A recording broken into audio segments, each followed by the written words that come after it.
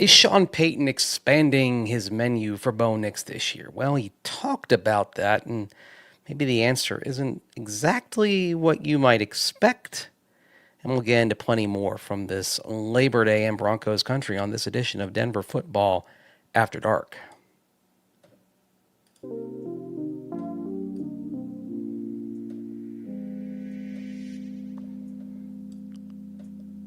No better way to celebrate Labor Day than by working. That's how the Broncos commemorate it. It's how most NFL teams spend their Labor Day. It's by working, by practicing. It was a bonus practice day for the Broncos, and probably the good news for them is that they had Marvin Mims Jr. on the field. So you get right to that. If there was anything newsy today, that was it. That Marvin Mims Jr. was back at practice after leaving last Wednesday with a groin injury. But we did hear from Sean Payton, and we did hear from DJ Jones and Evan Engram as well, doing conference calls. Sean Payton talked before practice, Engram and Jones after. And then they'll have their Tuesday off, and then they'll be back at it on Wednesday. But today was like the bonus practice that they call it. So we'll dive into things here on this Monday night edition of Denver Football After Dark. Wrapping up Labor Day in the Mile High City.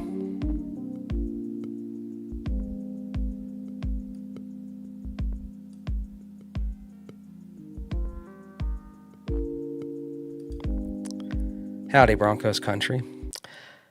So, what I kind of led off with there is just something that I think Sean Payton kind of wanted to, in his mind at least, kind of correct something. And, he was asked about the notion of kind of expanding things for Bo Nix in year two.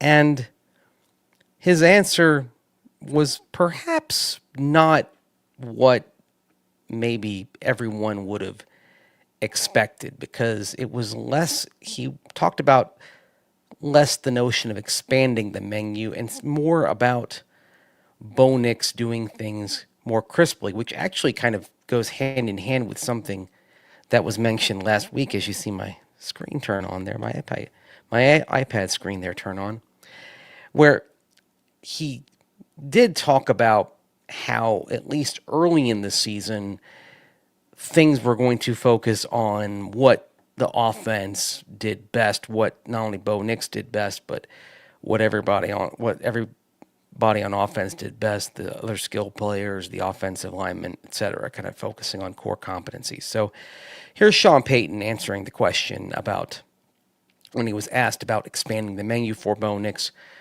with his response that sort of went in a little bit of a different direction.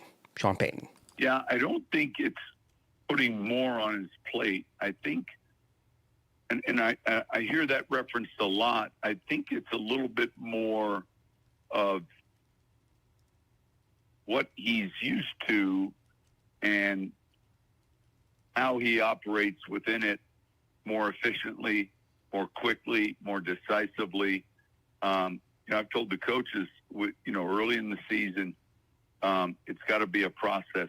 It's not, all right, this is where we ended last year. Now we're on to, and so I think if I did or used a good analogy, it would be a certain play a year ago. That same play this year, he's out of the huddle a little quicker with the call. He maybe understands the nuances of the play and has seen the cut-ups of it all year, and it is a little bit more comfortable with the same play from a year ago. That was actually something that Bo Nix himself even talked about and alluded to about 2 months and a week ago during OTAs, when he was asked about like the things that are different now than last year, and he talked about not only footwork but pre-snap process. Like he said, that last year, especially early last year, one of the things that he was thinking about was just getting the play call out in the huddle, whereas now he's not thinking about that, so he's able to think about things pre-snap, like actually looking over the defense and diagnosing it, whereas pre-snap last year, one of the things that's filling his brain at that moment is simply getting the play call out. And so when you've got something that it's complex, I mean, some of those play calls were complex, although that's something that we've learned this year is that Sean Payton's kind of trimmed some of the verbiage on that. When you're thinking about that element, that's less, basically kind of less of your brain in that moment that you'll be able to use to kind of focus on other things. Now that Bo Nix is past that, he's able to concentrate more on other things, on things that actually go into dissecting a defense. So that was something that was something interesting. I thought that came out today from Sean Payton when he discussed things. Cody saying, want to see the screen game get more effective and build on last year. One of the things I think that will make the screen game more effective, this is where I think the quality of the receiving targets coming into play. If you get the running back screen game going, this is where you hope RJ Harvey coming out of the backfield can make an impact, because as he evolves and grows as a pass catcher, the dynamic threat that he can pose, hopefully you get some things going with him. You've seen Troy Franklin progress as a blocker, so imagine Franklin blocking for RJ Harvey. That's something that maybe has some intriguing possibilities. Pat Bryant blocking for RJ Harvey, even though Bryant's a rookie, we've seen what kind of blocker Pat Bryant can be. That's something that has some possibilities as well. When you throw a screen pass to a wide receiver, certainly Troy Franklin has some potential. That was something that was alluded to 2 months ago. That was something that Franklin was doing very well back in the offseason, and probably was the first area where Franklin was catching everybody's eye was in the screen game in practice. That was kind of the first step for him in terms of reaching the level where he is now, where he's going to become a relied upon target in the offense. That process in terms of becoming more trusted began with what he was doing in the screen game back in OTAs in May and early June. So, we don't want to say those practices are, the most important thing in the world and put too much emphasis on them, but they do matter. They are part of the puzzle, and we don't necessarily realize what they mean until we get to this point. That's why it's always kind of fascinating to sit here today as we near the regular season. Now we know kind of what things meant along the way to reach the point where we are in terms of what the team is, where the roster stands. Now we know kind of which things were important and which things were maybe some dead ends, basically, where progress was and where it wasn't. And even, there was a comment that Sean Payton made today about how A.T. Perry, before he got injured in the offseason, was making some progress. Like, there's, so again, you kind of learn where the dead ends were and where the paths that led us to today, the paths that mattered were. So, Justin, catching one of these live. Yeah, appreciate that. And yeah, this is a little earlier tonight, and I imagine some of the future shows are going to be more like this time-wise. I'm actually hoping to do more shows after games. Like, for example, this is not Monday Night Football pro style, but there was Monday Night Football. I think a lot of y'all out there were watching that North Carolina TCU game. Bill Belichick getting a rude awakening to college football tonight. Started off pretty well, I think, when they were in their opener I know the term script is thrown around, but the term that is usually used more often is opener. When North Carolina was on its opener, you saw it looked pretty good. When the Tar Heels got beyond their opener, some work to do, to put it quite mildly. But yeah, future Mondays, I think, barring travel considerations, and there will be some, but I'll keep you all posted on that. But probably most Mondays will probably hopefully be sitting here around this time doing a Monday show. So appreciate that. Thank you very much. Mark asking, when's the depth chart out? We will see an unofficial depth chart issued when they put out the weekly release in advance of the game. So we should get an unofficial depth chart on Tuesday sometime. And again, it's unofficial, and so make of it what you will. It does provide a little bit of a guidepost in terms of what exists. Like, for example, something that you won't see on there is the guy who's going to be the fullback on Sunday, because Adam Prentice is on the practice squad, and thus he will not be listed on the depth chart in all likelihood, unless they throw a curveball and put him on there. But usually they don't list practice squad players on the depth chart. But Adam Prentice is going to be activated. He will get an elevation on Saturday in all likelihood and be active on Sunday. So the depth chart that you see issued this week is not necessarily going to reflect what we see on this. So just a heads up for what we see. Great start time. Yep. Hopefully we'll do more of these going forward. I'd say tomorrow, if there is a show, sort of depends how my day goes. If there is a Tuesday show, it'll probably be a little bit later. And ditto Wednesday, probably Wednesday. I know there will definitely be a show on Wednesday, probably at about 11:30 p.m. Mountain Time. And then Thursday might be about the same time as we're talking right now. And then Friday. I'll tell you right now, we will probably not have Saturday shows. There will probably be Friday shows, but not Saturday shows going forward. And then post-game shows. Hunter, sorry about the Braves. I mean, the Braves aren't very good this year. And in fact, I mean, everything's about next year. I mean, they claimed the contract of Ha-Seong Kim today. Like, Ha-Seong Kim, like they're looking at next year already. Like that's what you do when you're 14 games below 500 at this point in the season. So anyway, so this is Denver Football After Dark. I wanted to touch on something here before I get back into more comments here.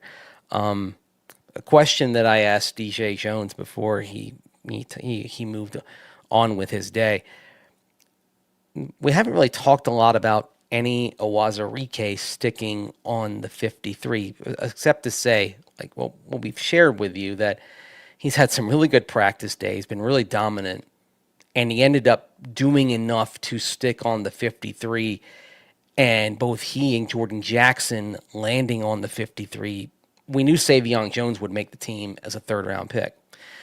Both Jackson and Awazarike sticking and giving the Broncos 7 interior defensive linemen, which for an odd number front team is rare. You don't normally see 7. Usually you see 6. So I asked DJ Jones specifically about Awazarike and what he's seen from him so far, and some good analysis here from DJ on Ennie's progress so far this summer. He's an immovable object. When he plays with hands and he brings his feet, he's immovable. Therefore, he's an amazing nose guard. That is literally our job, to not get moved. So he did an amazing job of that. To be as big as he is, he's a great athlete. So his development has not surprise me, but taking my hands and forcing applause.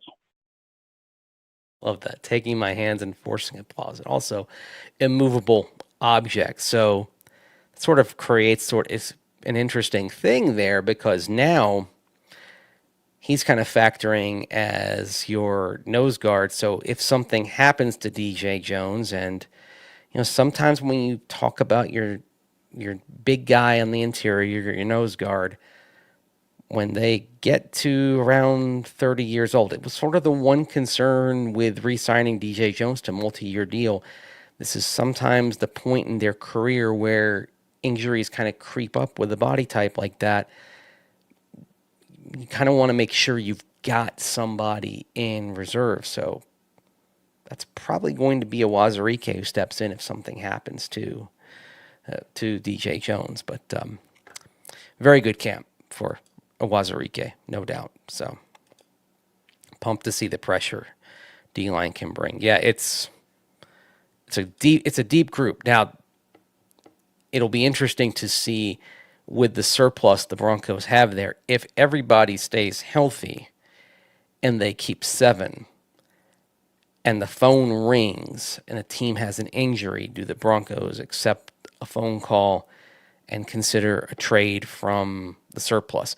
Because probably there will be some games against some run heavier teams that you will probably see 6 defensive linemen active, but I would guess by the time you look at the season when it's done, that you would see more games with 5 D linemen active than 6. And so that means you may be looking at a majority of the games where 2 D linemen are inactive instead of just 1.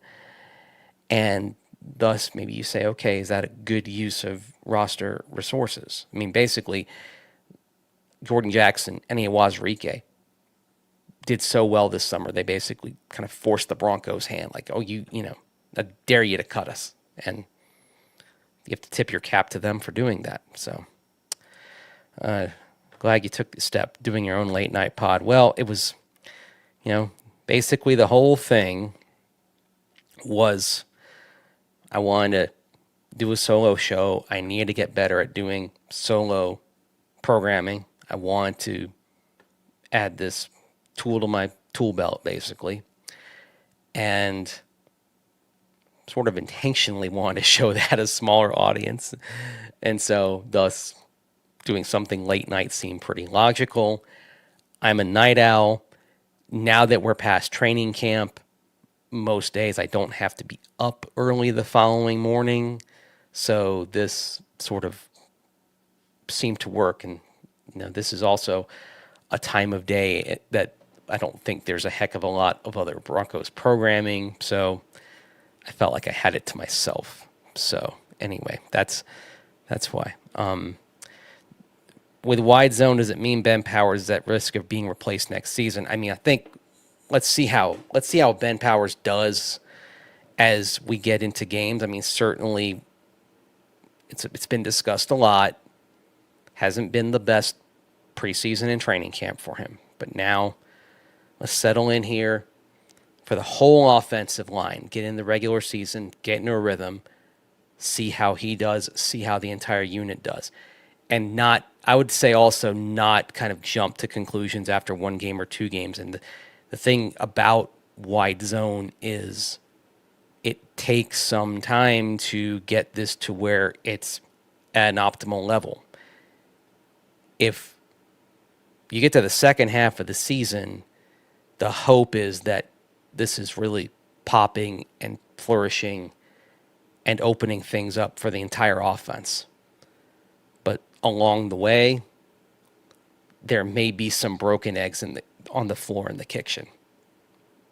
You just hope those broken eggs aren't players getting injured because you got front 7 guys pouring through. So that's kind of the thing along the thing that you do worry about for the protection and the run blocking as a whole.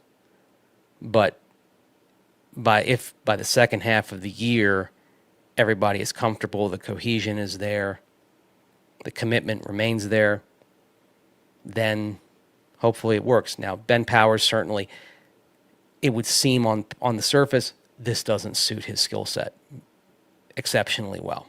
At the same time, there probably isn't necessarily anybody in reserve who could come in and step up, A, and B, you are talking about a guard who was the only interior offensive lineman in the league who was top 5 in run block win rate and pass block win rate last year. So that's something alone I'd say would probably give him some leeway.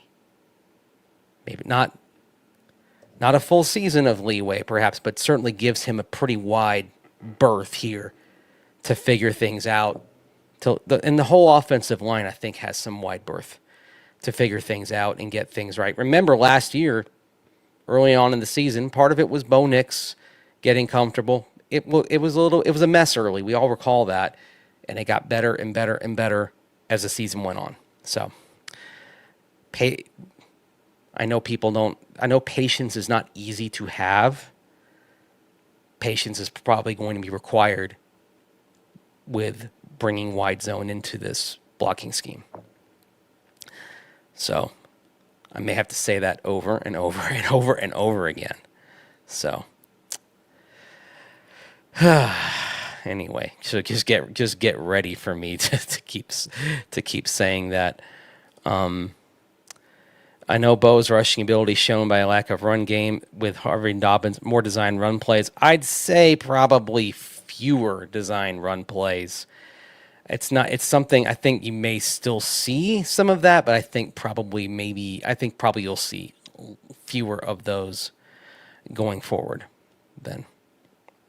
Why isn't JFM receiving any love from the Broncos? I understand they have depth, but if he's been so good, why let him walk?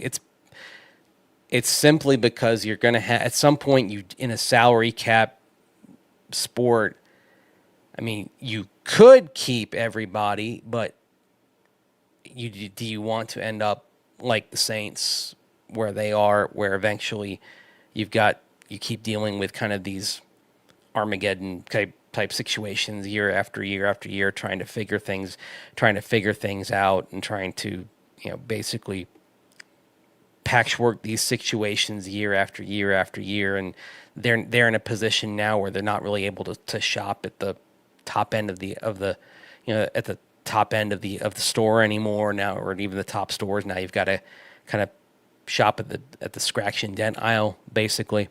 And the other thing, eventually you're going to have a contract for Bo Nix, and when a Bo Nix contract kicks in, assuming he flourishes, assuming he succeeds as a quarterback, and that certainly is the Broncos' plan. They are planning on Bo Nix being the guy. And then that is going to require a team building plan that involves draft picks hitting and guys succeeding on their first contracts. We haven't seen that come into play completely just yet, but now you have seen the Broncos take on a great many contracts over the last 14 months, and those start to add up. I mean, just look at the defensive line. They've already paid Zach Allen. They've already paid DJ Jones. Can you have 4 contracts? I mean, like if you pay Malcolm Roach and you pay John Franklin Myers, I mean, what if Malcolm Roach goes into the $9-10 million a year range? John Franklin Myers, if he has another season pass rush wise like he did last year, he may be able to get $14 to $16 million a year on the open market. And that would be terrific. And that's probably more than the Broncos can justify for that position group, especially when they just drafted Savion Jones. Believe me, Beavis, it's not a matter of whether the Broncos like or love JFM. This is a matter of overall team building, roster building within a salary cap sport. That's what comes into play here. So it's not. And then Nick Bonito. Yes, if you fit Nick Bonito's contract in there as well, that's something that has to come into play Yeah, I was talking about the defensive line, Lonnie. That's why I was like, that I didn't mention Cooper. He's obviously an edge, not a defensive lineman. So that's why I didn't bring him in into that conversation. So, how many reps do I think Jaleel McLaughlin will get? Whoever the third running back active is, and we'll see if it's change of pace, Jaleel McLaughlin, or the guy who effectively is the RB3, because if something happens to RJ Harvey or J.K. Dobbins, Tyler Bidet does step in and become RB1 or RB2. Whoever that running back is, I think you see 3 to 6 touches in the course of a typical game from whoever that ends up being. So that's something. That's something I think you should watch for as well. But it's interesting because the third running back who's active probably is somebody who lines up next to Marvin Mims Jr. on kickoffs, and we've seen Tyler Bidet do that. So do you want the guy who could be more likely to be next to Mims on kickoffs, or do you want the guy in Jaleel McLaughlin who probably fits a very specific role within the offense as, in the words of Sean Payton, change of pace back? These are the decisions you have to make when you're deciding on your game day active roster. Unfortunately, you can't activate everybody. If it were up to me, there would be no game day inactives. It would be just if you're on the 53, you get a jersey. And if that player is injured and unavailable and you don't want to put him on short-term IR, oh well. You'd still get your practice squad elevations, so you could use those to fill in any extra spots if guys are injured, but that's your roster. And you wouldn't have to go through this whole ridiculous routine of scratching players every week. It's old school, it's antediluvian, it's stupid. But you've got these fuddy-duddies on the competition committee who keep this sort of thing alive. Come on, modernize, people. It's 2025. We don't need to treat this like it's a 40-man roster anymore, like back in the day. I mean, this is not 1969 anymore. And I say 1969 because, like, I remember that's a point when the roster was 40 guys. Like, the Minnesota Vikings of that era had a phrase that they used to describe their team: 40 for 60. Like, it was 40 guys for 60 minutes. That was their rallying cry: 40 for 60. So, anyway. Do I think Payton will bring in JT Gray? Second time that name has come up today because, of course, he's a former New Orleans Saint and he is a longtime special teams standout. Had been with the Saints since 2018 and was released. Team captain. He's been an All-Pro. And Saints let him go. In the words of Saints coach Kellen Moore, quote, "It's one of the hardest things so far this year. It was a challenging move. He's a really good special teams player and a really good player." So it'll be interesting. Kellen Moore did say that JT Gray, he expected, would quickly be offered an active roster spot on another team. So we'll start here. I would imagine if Sean Payton wanted JT Gray, he won't be the only one. I would guess the Jets and old friend Chris Banjo, who of course was the assistant special teams coach here and is now with the Jets.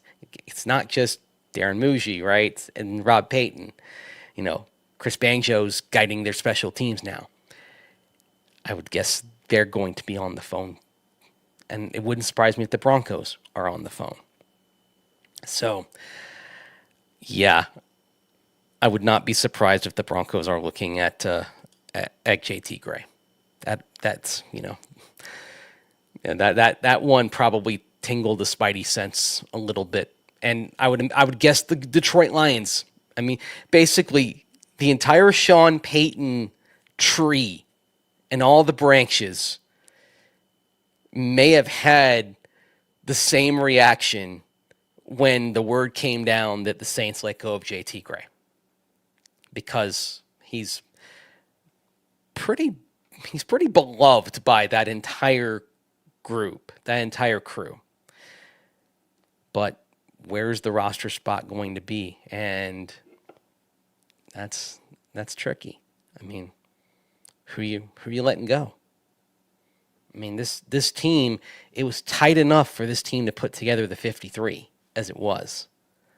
So I don't know that they'd be letting go of someone. To me, if I were just sort of guessing here, my guess is, if I were just guessing today, if Gray ended up anywhere in the Sean Payton universe of the Sean Payton tree, I would guess the Jets.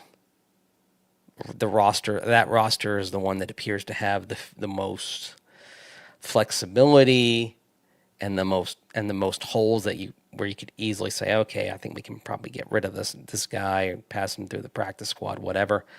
But we'll see. By the way, speaking of like roster, Broncos did work out 4 players today, including 2 cornerbacks, and I think the 2 cornerbacks, or tryouts today, tryouts on Monday.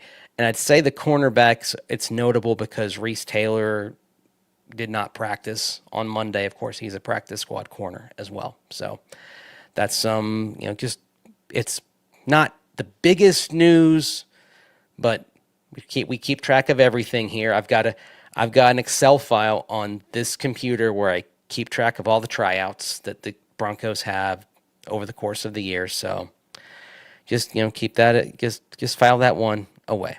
So anyway, goodness gracious, some good talk about Evan Engram there in the YouTube chat. I love, by the way, in the live YouTube chat, one of the things I love is how it just goes as the show goes on, and it doesn't necessarily have to do with what I'm talking about. It's its own conversation as people are watching this, and I think that's actually really cool. Like that people are just tuning in, and yet y'all are just kind of at a bar just having a chat. I kind of love that. I'm curious why the NFL has never changed the activation policy. It's sort of a competitive thing, and I think also they get when I say the competitive thing, it's one team could have 5 players injured, and the other team would have 1 player injured, and so Team X with 5 players injured would be at a disadvantage against Team Y with 1 player injured. That's what it comes down to.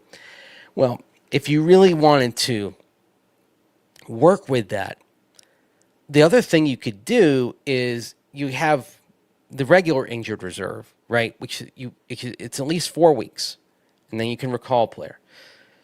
If you really wanted to work with that, you could create short-term IR. I mean, you go in other sports, and they've got levels of injured lists, right? You look at baseball. I mean, you could create a really short-term IR. You could say, okay, this is the 1 to 4 week injured list. Boom.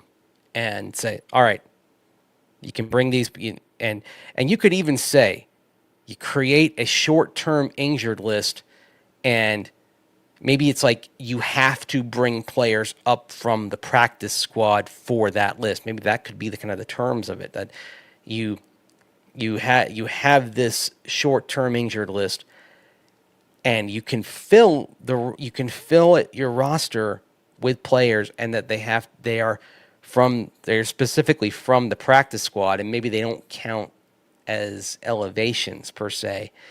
They're like additional. You get them in addition. And so actually this is maybe a way to use the practice squad, and use the practice squad as kind of an extension of your roster.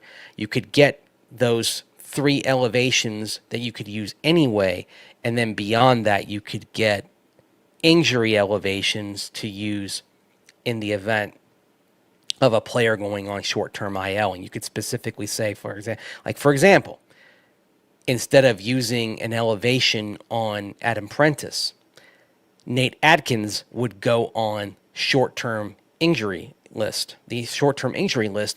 and then Adam Prentice would take his spot on the 53, and then when Nate Adkins came back, Prentice would go back, and you'd still have the 3 regular elevations for him that you could use whenever. Anyway, that's just my thought. This is like my rough draft thought. I literally just came up with that off the top of my head. So anyway, asking how the new headquarters are coming on. The funny thing you mentioned, Hunter, about the windows.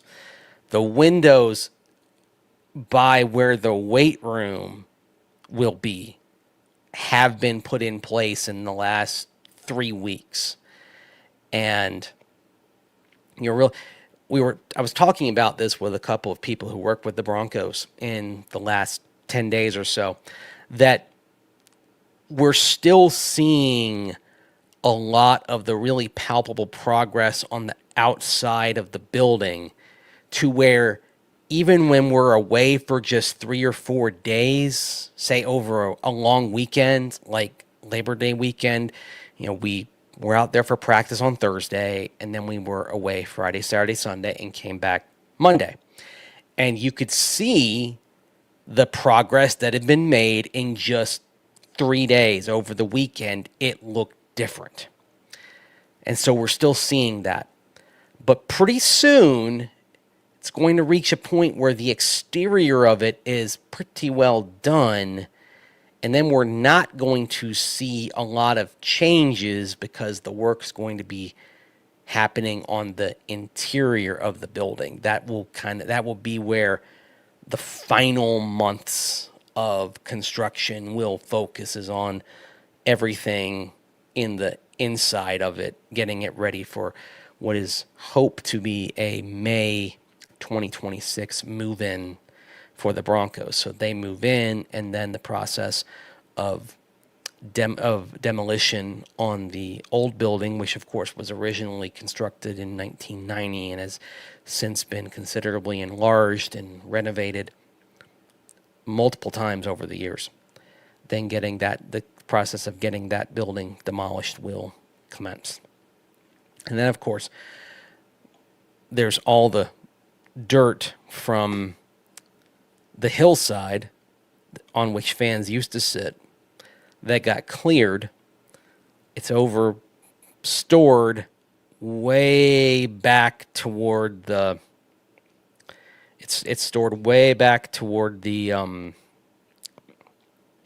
west side of the facility, between there and the Arapahoe County buildings and whatever. I call it Walton Mountain, and a reference that probably fewer and fewer people get with each passing year to the old television show The Waltons. And that dirt, some of that dirt's going to be hauled around to the side where the old building is being demolished, and that's going to help create the new hillside over on the east flank of the facility, east of the field, and that's where fans will sit in future years to watch training camp. So that's your construction update from Broncos HQ. Good night, Sean Boy. Oh, goodness gracious. Oh, man. We getting new jerseys? No, not new jerseys. Actually, and I've been asked this a bunch of times, it's weird that the Broncos have not had a jersey schedule announcement yet. We have gotten that in August in the last couple of years, and we've not seen that yet. Certainly, we like to know when the throwbacks are going to be busted out. Will they just wear the throwbacks at home? Are they going to wear the throwbacks in Washington on Thanksgiving weekend? Of course, we know Washington's going to wear its throwback-inspired uniform that weekend on Sunday Night Football. The Broncos are going to play along, which I sort of hope they can. You can wear alternates or throwbacks. You can wear alternates and throwbacks combined 4 times. So do you wear the blues twice and the throwbacks twice? Do you wear the blues once and the throwbacks 3 times? Or do you wear the blues 3 times and the throwbacks once? I mean, we'll see. We'll see. The big change, of course, is that you can wear the white helmet with orange, white, or blue. The big change will probably be that you see the white helmet more than once this year. And I would expect we will see the white helmet with the orange, and we will see the white helmet with the white jersey at some point. I think we will have a game where you see white from head to toe. And unfortunately, that means with the White Sox as well. And I'm sorry, I'm not a fan of the White Sox with the white pants. Just too plain, too boring. So,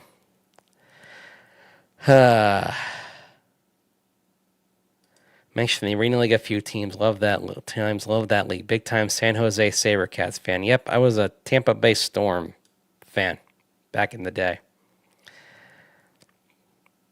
Remember that war on I-4, Tampa Bay Storm and the Orlando Predators. Those were some rivalry. Those were some battles. It's why between that and the USF-UCF rivalry, which is kind of on pause right now because they're in separate conferences, the best sports city rivalry that really doesn't have an outlet right now is Tampa Bay versus Orlando. And for whatever reason, I know the reason why. Sports leagues tend to think that Tampa Bay and Orlando are kind of one collective place when they're not.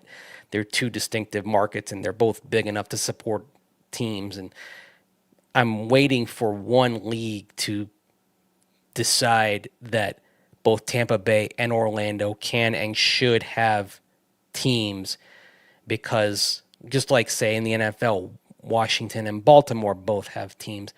Unfortunately, they don't play each other, and that's a shame, because if they did, that would become one of the best rivalries in the NFL quickly.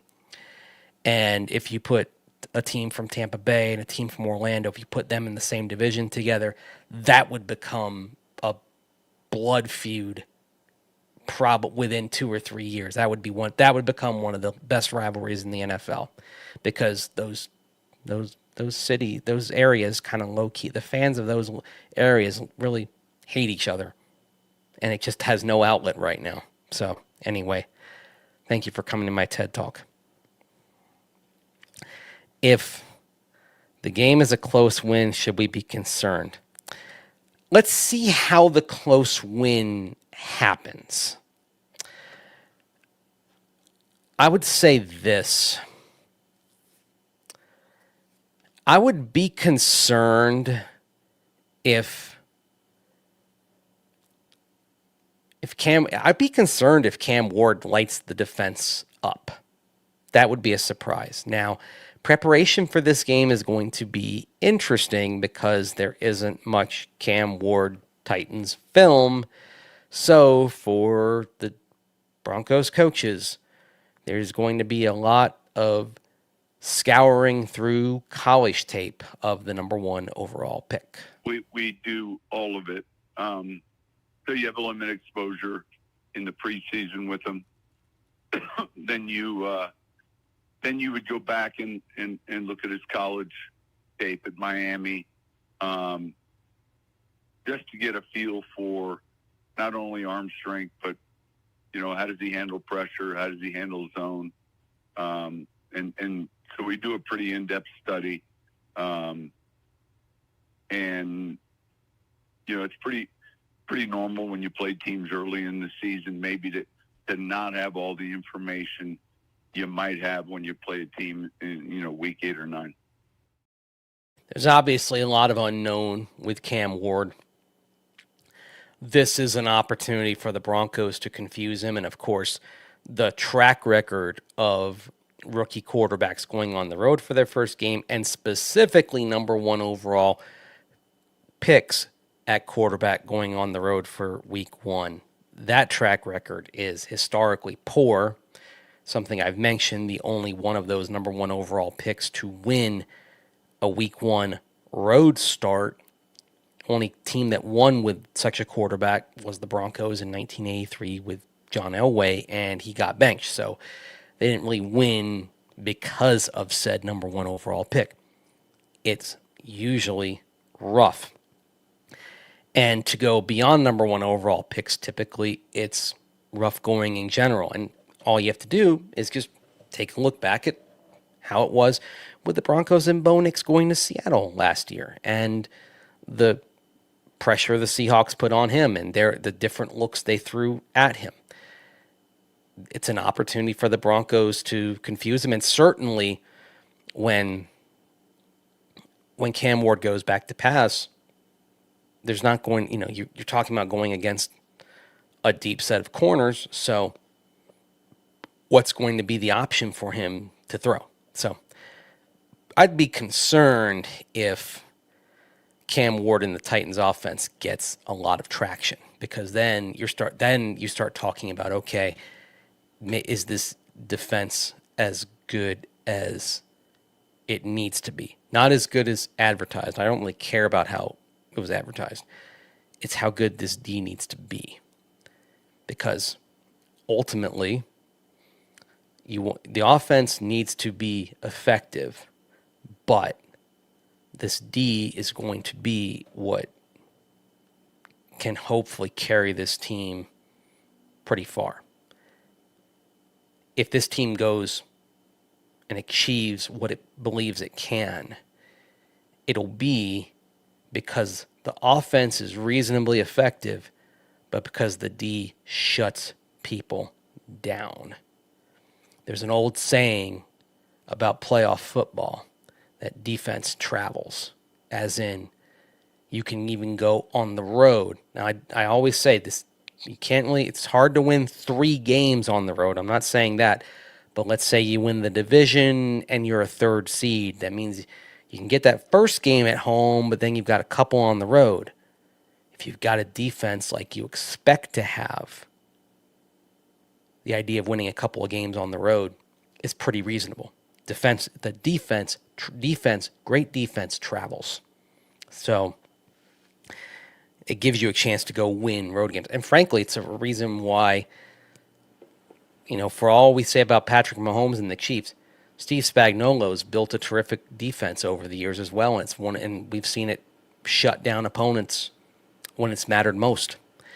And that's been a reason why the Chiefs have had the kind of run they've had. It's not just Patrick Mahomes, it's what Spagnuolo's done on that side of the ball too. So that's something I think to consider, and why I want to see this D shut down. This is kind of the, the Titans. They were the worst team in football last year. You want to kill this ant with a sledgehammer. I want to see some dominance from this D in week 1. So don't want the D to carry us. I want a high-powered, balanced offense. Well, you want that as well, but I want this D to be top 5, top 3. Not carry. I just want it to be terrific. The talent on this defense says this should be among the very best in football.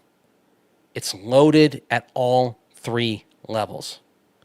It's got the reigning defensive player of the year. Arguably, I'd say the best interior pass rusher in football is right there up front, and the metrics back it up in Zach Allen. Nick Bonito, one of the best pass rushing edges in football right now. Jonathan Cooper is one of the better run defenders on the edge in football. If Talanoa Hufanga, the way he has looked, he looks like he is close to where he was pre-injury. That's the Hufanga you're getting. That's a top-level safety. The question marks are health of inside linebackers. Aside from that, this D has all the pieces to be one of the best, if not the best unit in football. So I'm not saying carry the team. You'd like this offense to, at minimum, be top 12. By the way, it's been a minute since Sean Payton had a team in total offense that was top half of the league. You got to go back to 2020, last year with Drew Brees. So I think that's something that you want to see this offense do. If you're looking for a baseline metric, just something simple. I mean, obviously we can dive deep, we can go DVOA, we can do all that sorts of things. But sometimes if you just want to look at something quick, real quick, and see, okay, show me something that I can just look at really fast to say, okay, there's a sign of progress here. Take a look at total offense, see where the Broncos rank. And if you see them in the top half, that's going in the right direction. I'd like to see them in total offense in the top 12. And I'd like to see them in DV. And then looking deeper, I'd like to see EPA per play, top 12. I'd like to see DVOA in the top 12. But if you're just looking for something real quick and simple, total offense, top 12, that's something that'll hopefully have them going in the right direction. Appreciate it, Michael. Thank you very much. Broncos offense or defense with the best overall stats in the league, in the NFL season, top 10 or the top 5. Well, if you're asking me which one, I'm going to say the D. I mean, I think you should be disappointed in this defense unless there's a wave of injuries. I think, and you'll know, like, if we're sitting here talking about Pat Surtain missing 6 games and Nick Bonito missing a cluster of games and Zach Allen, I mean, we'll all know what that looks like. But if you are talking about a wave of injuries on defense, force majeure, we'll understand. But if this D remains relatively healthy, it should be top 5, and anything less would be disappointing, and I think it's fair to expect top 3. So I expect in the end the defense will have better overall stats. The offense did improve. It was, if you take the last 14 weeks of the season last year, Broncos were 14th in the league in total offense. So that was a step forward after the way it started the 2024 season. That's progress. I think a fair goal, I say top 12. I'll be fine with it, top 12. I'd like to see them in the top 10 when all is said and done. But which unit will finish better overall? In all likelihood, it's the defense. That's what I would expect. There's more proven on that side of the ball than on offense. On offense, you have more guys that are in the process of becoming, whereas on D, you have guys who have developed and are at what they are. They are at their peak. Offense is still climbing and ascending. The D is up here. That's why I'm going to go defense is what I expect. So, who besides Barron playing the dime? You'll see. I mean, obviously you'd see Jaquan as well. I think that the interesting thing will be in dime. Do you go? What's your balance of linebackers, defensive linemen, right? Do you go with an inside backer, couple of defensive linemen, couple of edges?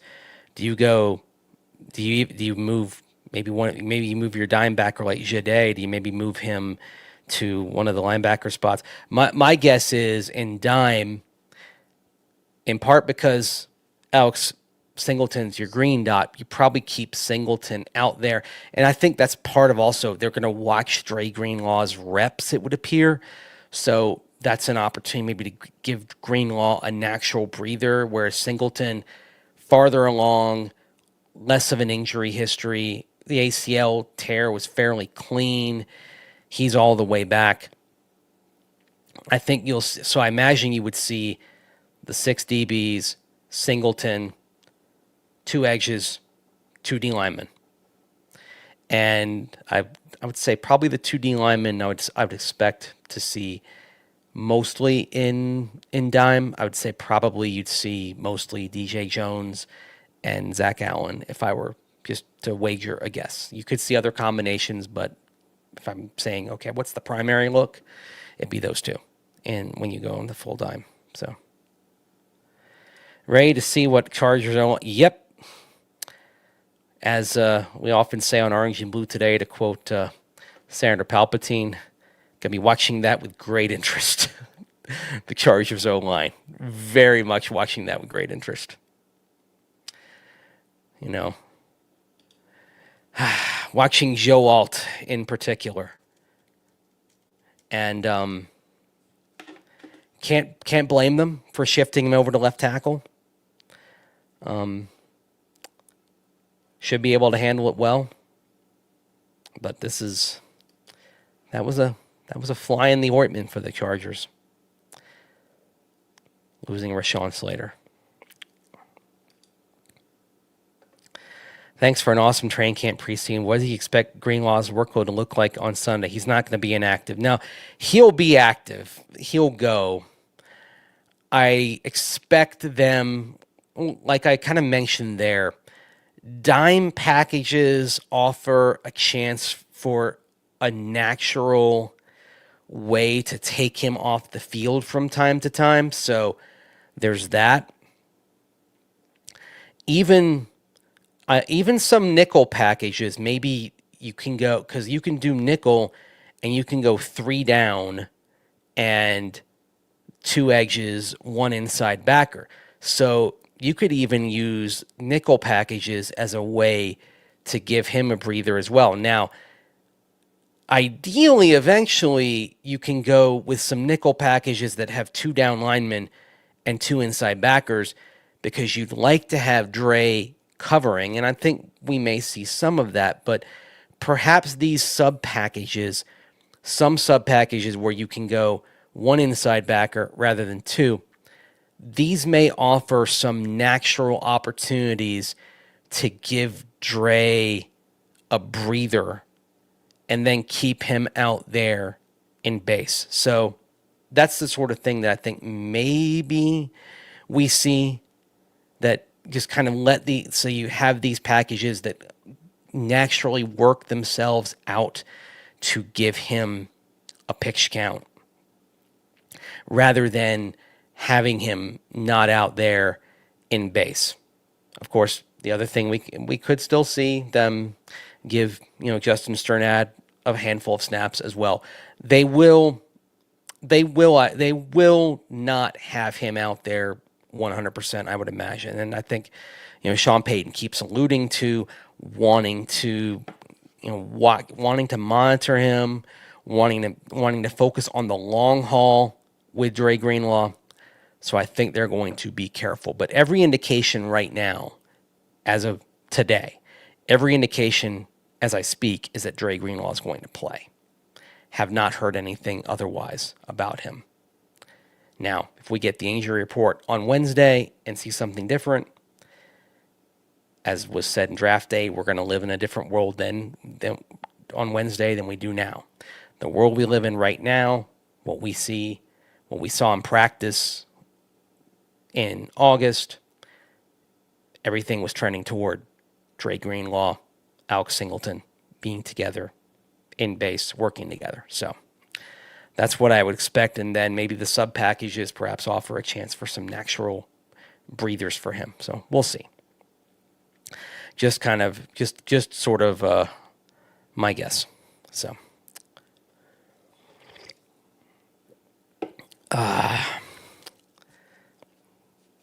Gotta take a breath. Still gotta take a breath. Take a sip of my soda here. Wow, 1,000 people watching this. Man alive. Didn't expect that much here. But it's an earlier show. This is actually something I want to test out because something that showed up on YouTube, I was looking through my YouTube analytics recently, and something that showed up was that 10 p.m. was still actually a peak for the audience on this channel, which maybe tells me I should be doing more of these shows in the 10 p.m. hour. So anyway, something to think about. So gonna put the live on Bluetooth while I shower. Okay, that's thank you for the thanks for the information, Victory Lap. I appreciate that. So hey, that's the thing. I mean, a show like this, gets a little personal, right? I mean, we go, this show goes where you go. What I need to do is I do need to get a podcast version of this setup. That's something for down the line. So, excuse me. Touchdown, Bo Nix. Home game against a rookie QB on a bad team. 28-3 us.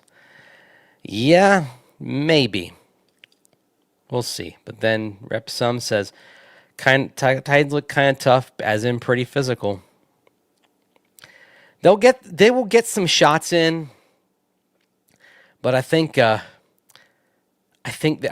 they're going to force some takeaways. Yeah, that's where I think the Broncos can take control of this, is forcing Tennessee mistakes, forcing some short fields, giving the offense a chance to operate in some comfortable situations. Wouldn't surprise me if this game is, say, 17-6 at halftime, and then the Broncos pull away in the third quarter, and then maybe there's even a defensive touchdown as this thing kind of, as the Broncos pull away, maybe this thing gets out of hand. So maybe I'm being optimistic as well. So 5:30 a.m. Eastern. So this is like, well, I appreciate you, man. So you're in the Eastern time zone. So this is 1:37 in the morning for you, man. Dude, wee small hours of the morning almost in the Eastern time zone. So Denver football after dark here on a Monday night, Labor Day night in the Mile High City. What better way to celebrate Labor Day than by working? I have worked every Labor Day of my adult working life. Part of it is when you cover the NFL, Labor Day has never been an off day. We used to be talking about, back in the day, we'd be talking about practice squads on Labor Day. Actually, there was a time when it was the day after week one. Week one used to start on, week one used to be Labor Day weekend, way back. And then the NFL realized that television ratings were down in week one because people were still on vacations. They were, at the lake, at the beach, having barbecues, whatever. So they weren't watching television as much. And thus, the NFL decided to go back to the way it had been long before and start the season the week after Labor Day. And then they would have preseason games on Labor Day weekend and do cuts at the end of Labor Day weekend. And then, of course, came the 17-game schedule, and they chose to start the regular season at the same time and turn Labor Day weekend into a bye week, which then meant Labor Day weekend was off, but then teams were practicing on a Monday, so Labor Day was still a work day. What better way to celebrate Labor Day than by working? Did you see that? You see the first three receivers on the field being Sutton, Mims, and Franklin. Yep, it's pretty clear. The top three wide receivers, and they're the top three, and then Bryant, and then Trent Sherfield. That is how that is how they are projecting right now in terms of how much they're being used. So you'll see a handful of snaps for Pat Bryant, but he will probably factor in behind those top three. And I think there may well be a pretty notable gap between the top three and Bryant and Sherfield in terms of snaps. In other words, I think you'll see top Sutton, Mims, and Franklin. Probably, I expect all of them to have at least 50% snap in terms of snap count, and then Bryant and Sherfield to factor somewhere down below. A gap to where maybe they're, somewhere 25% or fewer in terms of the snaps they have. That's what I expect going into week one. It would have been interesting if Devon Vele had been in the mix, because then I think you might have seen Franklin and Vele kind of splitting the wide receiver 3 snaps, and thus I think the gap would have been after Mims getting to Franklin, Vele, and then Bryant and Sherfield. Now I think it's kind of a big 3 at the top, and then you get to Bryant and Sherfield. So, good morning, Glenn. Appreciate you watching in Germany. New starting time, 9:30, much better. Yeah, no, probably will not be 9:30 every night. I would say probably it will not be 9:30 Pacific, 10:30 Mountain on Rockies evenings. So, thus, for example, Rockies are at home Tuesday, Wednesday. So I'd expect it to be probably closer to 11 p.m. Mountain Time Tuesday and Wednesday, because I'll be down at Coors Field on those nights and I got to get home. But I think as we get to the end of baseball season, or even the nights when the Rockies aren't at home, that's when you'll see this show probably start settling in at a regular 10:30 time as well. Now we're going to get into a regular season rhythm here in terms of this show and even my work as well. There'll probably be less writing for me, just kind of a public service announcement here. Less writing and more video clips. That's sort of where things are going, even in the industry as well. Print written work is fighting some serious headwinds, because if you search on Google, you now get a little summary. And because of that, fewer clicks are going to sites, and fewer clicks are going to written stories, because people are getting what they need from those little Google AI summaries, which is why you're seeing more people doing video and more time being put into that, because that is something distinct that is not getting basically cannibalized by our Google AI overlords. So that's something very interesting. Hey, Mace, I watched on YouTube. I'm hearing impaired. Any chance to adding closed captions? Unfortunately, Bob, I use the service I use is a StreamYard on this to have it go out to multiple platforms on which is here on YouTube, Facebook, and Twitter/X. And unfortunately, they don't have a captions option for this that goes live. So that's why captions don't populate until later. And it's just the software I'm using. If I did it on YouTube only, it would do that, but then I would not have this going out on other platforms as well. So that's just, unfortunately, that's a consequence of a multi-platform show like I'm doing here, as opposed to just doing it solely on YouTube, unfortunately. So I apologize for that. It's just how I'm doing it right now. And on StreamYard, I can do things with graphics and calling up clips and that sort of thing that I can't quite do in the same way on YouTube right now. So it's just sort of, unfortunately, it's just the type of show I want to do and I want to produce that I can only do through this platform right now. And unfortunately, it means the captions have to come later after it processes on YouTube, which usually takes several hours after it goes up. So unfortunately, I'm sorry about that the captions always come later. They eventually populate after it processes, but like I said, it takes several hours. So yeah, I'm sorry about that, but they come as soon as they come, and I just have to wait around on that. So sorry about that. It's a shame because you do write well, yeah, and I still try to write. Like I'm still trying to write like at least one or two things a day.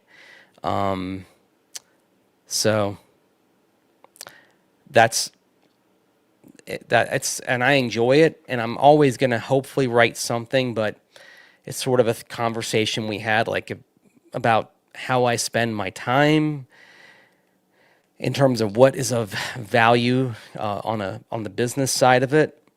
That there are going to be a lot of days where more of my time is better spent producing a 5 or 6 minute video than a written story, and so that's probably where a lot of my energies have to go now. So just kind of it is what it is. So 172 watching, only 29 likes. I appreciate that. Don't worry, touchdown Bo Nix. More will come.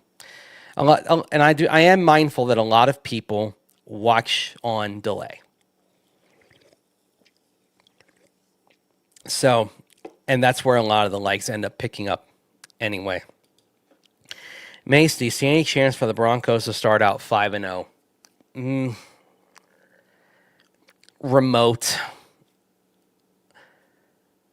I could see. I see 4-1 as a possibility. I think probably too many things have to go right, have to bounce right for 5-0. Because you're talking 5-0 includes winning at Philadelphia, which is going to be difficult. The Chargers game is very interesting in LA. The Colts game in week 2 is a little thornier than I think a lot of people expect.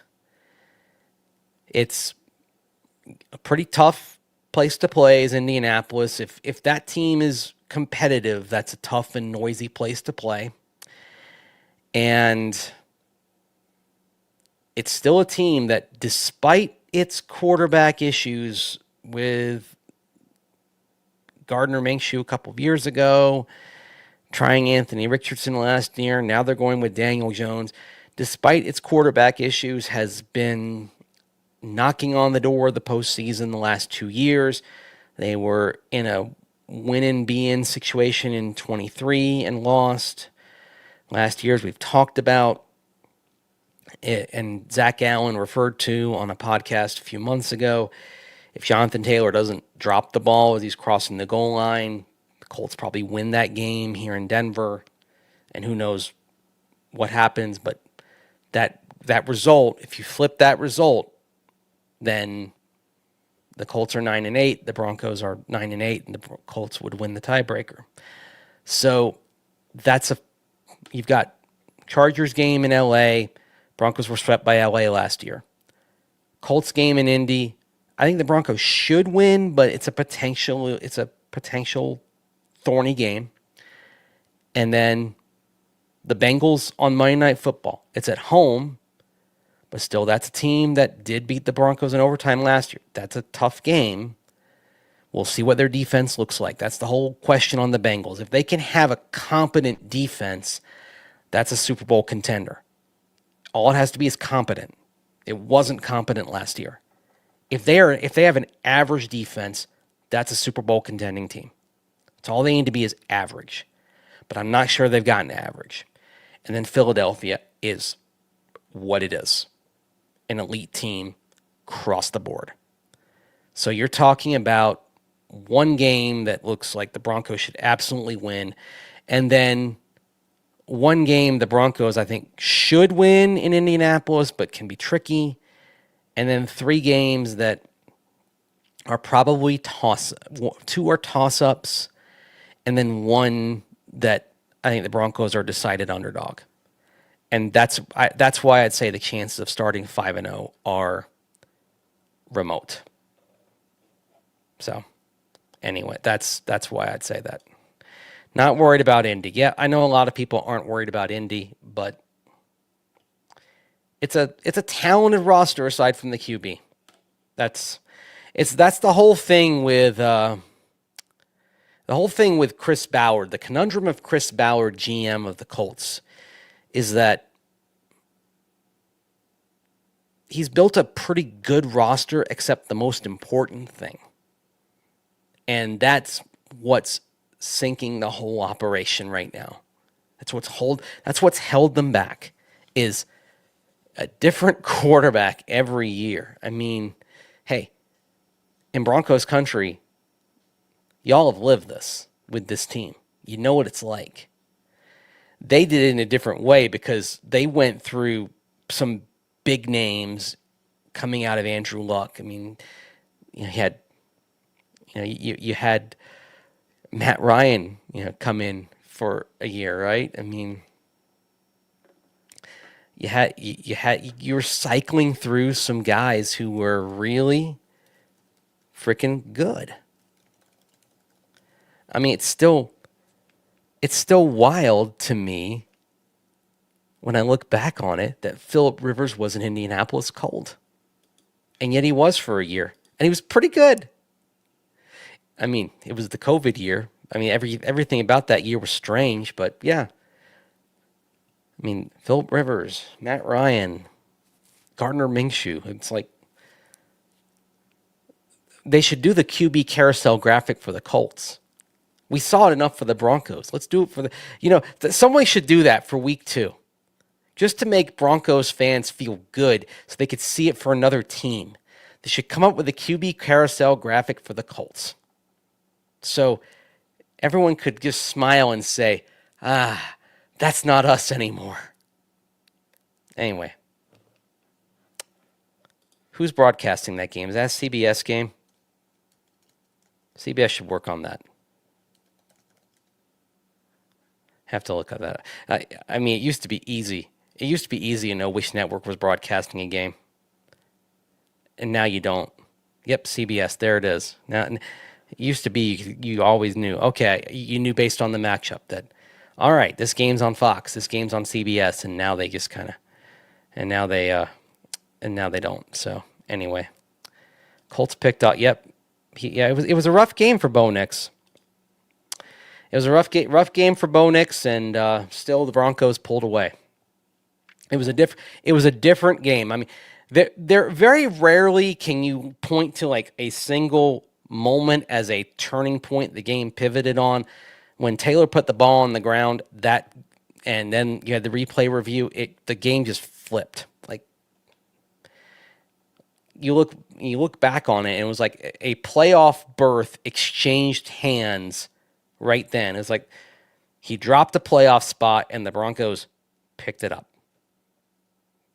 There you go.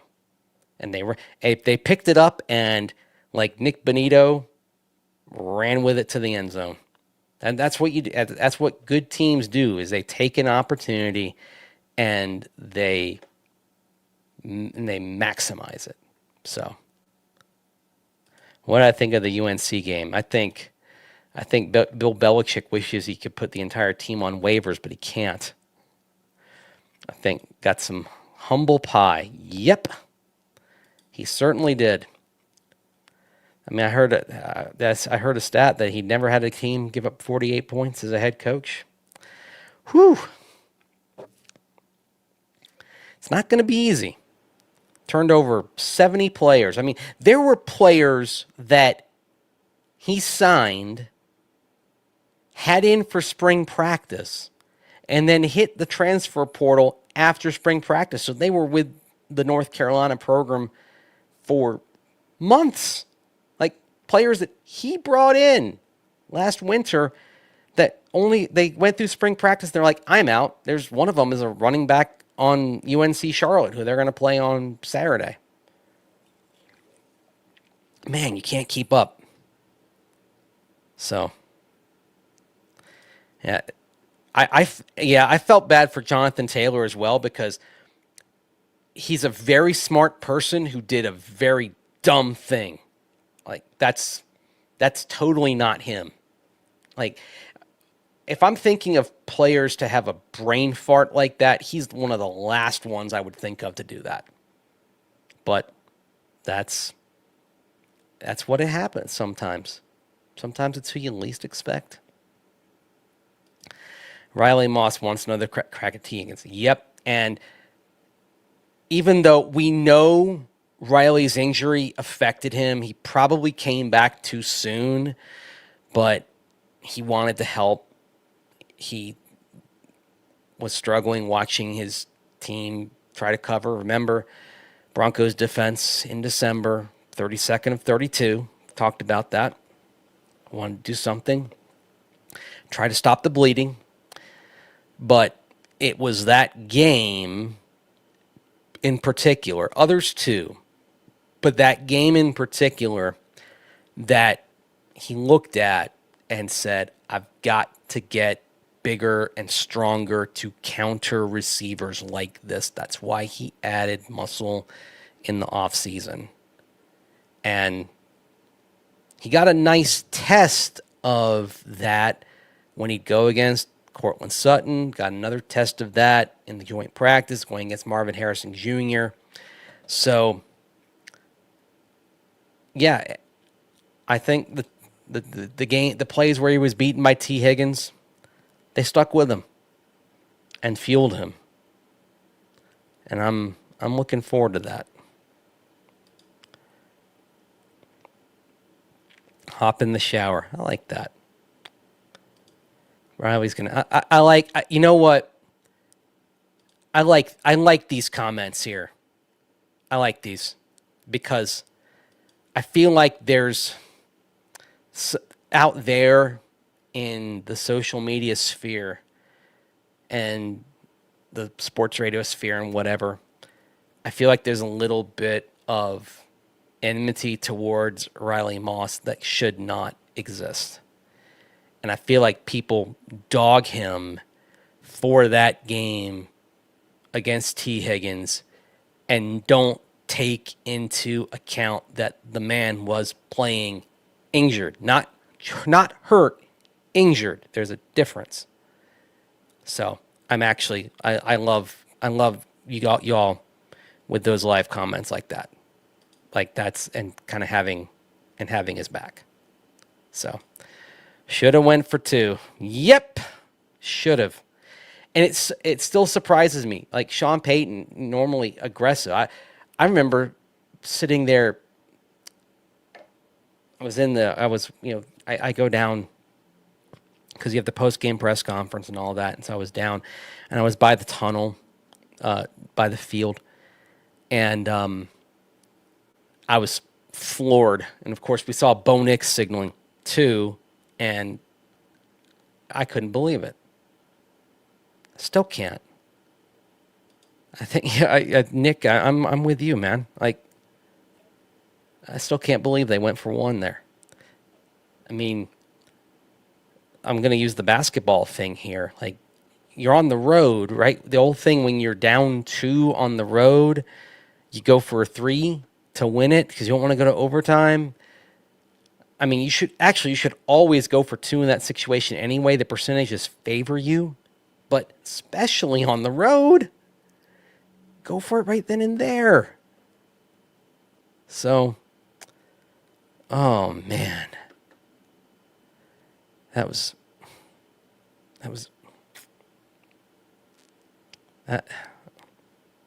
all the momentum. Yeah, not only all the momentum, your defense was getting torch that day. Of course, the funny thing was they hadn't forced a punt all game, and they get in overtime and they force a punt. It was like, because like all of us who were covering the game, and it's like, well, they didn't go for 2. You're gonna go to overtime with a D that hasn't forced a punt all game. And what does the D do? Forces a punt. It was almost like they were doing that to shove it up the rear ends of those of us who were spewing that stat at that moment. So, do I think? I do think, Jackson, that Moss is going to take a step forward this year, and not only with adding a little weight. I think having Jade Barron come in, who, by the way, last 3 weeks really stepped up as well, really coming on. But I think that push, if he needed an extra boost, I think he got it from Jade Barron coming in. So Denver football after dark here on this Monday night, as we're actually into Tuesday morning now here, as we've gone to 1 hour and 25 minutes. So I'm going to probably wrap this up here, because there's a point at which sometimes the show ends up being too long algorithmically. And so I'm just going to take a couple more questions here before I wrap. Who's the fullback? It's Adam, just to reset, it's Adam Prentice. He's on the practice squad. Nate Adkins did not practice on Monday. He's probably going to be out for this game. In the meantime, in the interim, Adam Prentice, practice squad, fullback. He will likely be elevated from the practice squad on Saturday and be in uniform on Sunday. Of course, he played for the Saints the last 4 years, including Sean Payton's last season as Saints head coach in 2021. So there's some experience there. Yes, Michael, Jade Barron is wearing number 23. He did change numbers on Monday. No, I do not know of any future uniform number changes. That was the only one that we saw Monday. So RJ Harvey was still wearing jersey number 37. That's a question a lot of people have had. He still has 37 for now. We'll see if that's different on Wednesday. But as of Monday, as of Labor Day, that's the only number change that we have seen, is Barron to number 23, vacated by Audric Estime. So I appreciate it, Lonnie. I do think the D should make the difference, and thanks for the kind words. I think it's fair to expect top five DVOA, top 5 total D, and anything below that ought to be a little bit of a disappointment.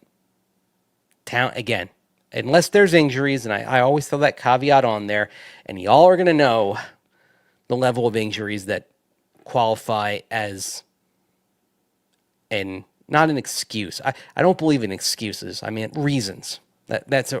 You'll know the level of injuries that would be a reason why the D does not finish at the level you would expect it to. It'll be obvious. So 30-12 Broncos for a pick. I like that. 32-6. Ooh. 32. So that probably involves a safety. I can dig that. Broncos had 2 safeties in week 1 last year against Seattle. 42-10. Ooh, that's a blowout. Appreciate it, Glenn, watching from Germany. So that would be, let's see, you'd be 8 hours ahead. So 8:03 in the morning. Hope you have a great morning over there. And Donald, indeed, I will stay saucy. And speaking of saucy and frosty, Cecil Lammy and I will be back at it 5 p.m. Mountain Time on Tuesday. We didn't have Orange and Blue today on Monday because it was a company day off for us. I was still working because I was writing. I was out at Broncos, but company day off meant no OBT. So we will be back at it on Tuesday talking about things. We'll be doing this late nights during the season. Yes, most late nights during the week. There will be shows. Probably will not be Saturday shows, just to kind of give you a heads up.